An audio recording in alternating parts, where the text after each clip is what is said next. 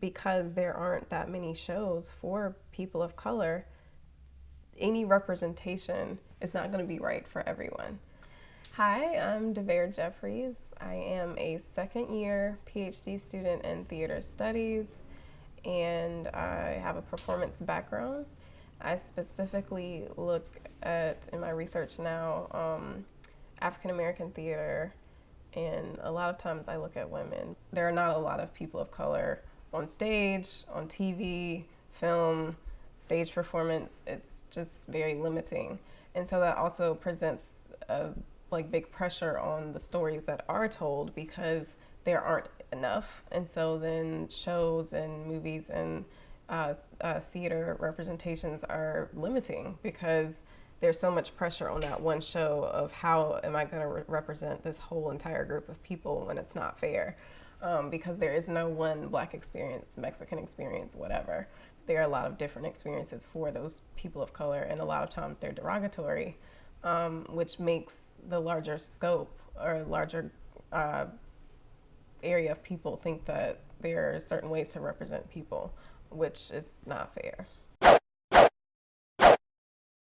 There's something I like to call the new age mistress. Everyone loves Scandal, Being Mary Jane, and other shows like How to Get Away with Murder. So we see these strong Black women, but they still are in these relationships where there's a mistress, basically. And so it's, while they have this power position, they are still portrayed in a way that's not in the best light, and should give them more dimension than that, I think, at this point in time. So it just goes back to the fact that there aren't enough people on stage. So when you actually do put them on stage, it's more about what are you saying by doing so rather than they're just in the story. So there are a lot of people who are formally and classically trained, but they continue to get roles like thugs or mistresses and mammies and prostitutes and such.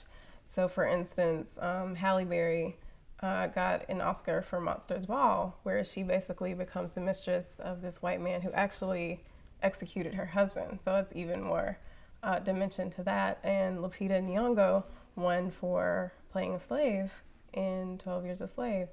And Denzel Washington, who's also trained and has been on Broadway and has a long career both on stage and in film and TV, got his Oscar for Training Day, where he plays a corrupt cop with sort of thuggish roots. So it's kind of demeaning that people who are either trained or not are cast in that way. People of color are still racial minorities, but there are still many people in the United States that are of diverse populations. We love to call ourselves a melting pot until we actually have to reflect that melting pot and appreciate different cultures.